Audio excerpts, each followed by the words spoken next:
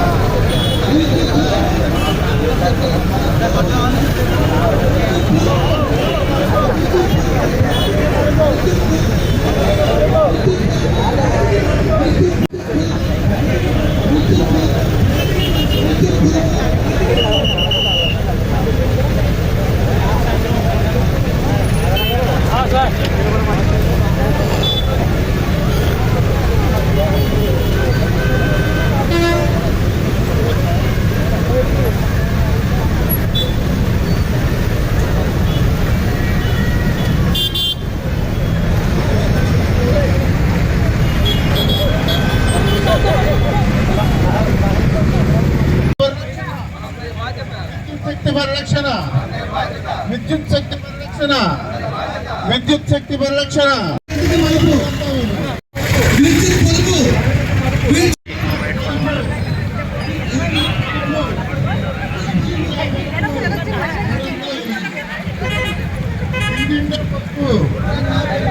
ఇంటింటా పొదుపు, ఇంటింటా పొదుపు, ఇంటింటా పొదుపు. విద్యుత్ పరిరక్షణ మనందరి బాధ్యత. విద్యుత్ పరిరక్షణ, విద్యుత్ పరిరక్షణ, విద్యుత్ శక్తి పరిరక్షణ. విద్యుత్ శక్తిని ఆదా చేద్దాం, విద్యుత్ శక్తిని ఆదా చేద్దాం.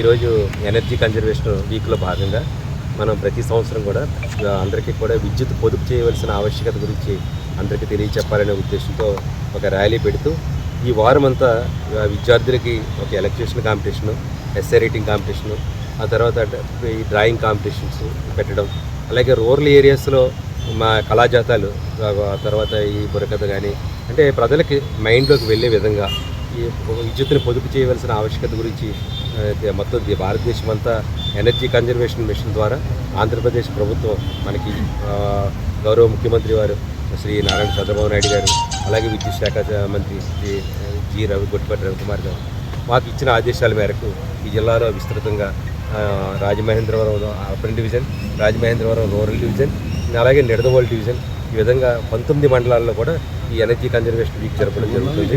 ఎందుకంటే రానున్న రోజుల్లో విద్యుత్ చాలా కష్టమవుతుంది. మన పర్టికులర్లీ ఆంధ్రప్రదేశ్కి తీసుకుంటే మనకి బొగ్గు గనులు కానీ బొగ్గు నిల్వలు కానీ లేవు. మనం ఈ విద్యుత్తును పొదుపు చేసుకుంటే ఏమవుతుందంటే మనకి ఎప్పుడు అవసరమైతే అప్పుడు మనం విద్యుత్తును వాడుకునే విధంగా మనకు అవకాశం వస్తుంది. అంతేకాకుండా ఇప్పుడు బ్యాటరీ ఎనర్జీ సప్లై సిస్టమ్ అని చెప్పి కొత్తగా వస్తుంది. అంటే సమ్మర్లో మనం మంచి ఎండలో ఈ సోలార్ ద్వారా మనం బ్యాటరీ స్టార్ట్ చేసుకుని మళ్ళీ సాయంత్రం అయ్యేటప్పటికి మనకి పీక్ లోడ్కి వచ్చేటప్పటికి అవసరాన్ని బట్టి అది ఎప్పుడు అవసరమైతే అప్పుడు మనం వాడుకునే అవకాశం ఉంటుంది. మనం రానున్న 10 సంవత్సరాల్లో మనకి ఒక అంచనా ఏంటంటే ఆంధ్రప్రదేశ్కి ఒక 30% మనకి విద్యుత్ మనకి లోటు వచ్చే అవకాశం ఉంది. సో దీన్ని మన అనవసరంగా మనం వాడుకునే దానికన్నా అవసరానికి వాడుకుంటే, పొదుపుగా వాడుకుంటే నెంబర్ 1 మన ప్రతి కన్జ్యూమర్కి విద్యుత్ బిల్లులు తగ్గుతాయి. నెంబర్ 2 రాష్ట్రానికి అదనపు బడ్జెట్ ఉండదు. మూడవది ఏంటంటే మనకి ఈ పర్యావరణ పరిరక్షణ కూడా ఉపయోగపడుతుంది. కాబట్టి విద్యుత్ అనేది మనం అది ఒక నేచురల్ రిసోర్సెస్ కింద కాకుండా అది ఒక అమూల్యమైన ఒక వస్తువుగా భావించి మనకి ఎంత అవసరమైతే అంతా వాడుకొని ఇంట్లో అన్నెసరిగా ఒక చోట ఉండి అన్ని లైట్లు వెలిగించుకొని, ఒక చోట ఉండి అన్ని ఫ్యాన్లు తిరిగి, ఒక రూమ్లో ఉండి 3 రూముల్లో ఏసీలు వేసుకుని అలాగే ఉండి పర్వాలేదులే అనుకునే యాటిట్యూడ్ నుండి అందరూ కూడా కొంచెం ఎప్పుడు ఎక్కడ అవసరమైతే మనం ఆన్ చేసుకోండి, ఎక్కడ అవసరం లేకపోతే దాన్ని ఆఫ్ చేసుకోండి. ఇంతకన్నా పొదుపు అవసరం లేదు.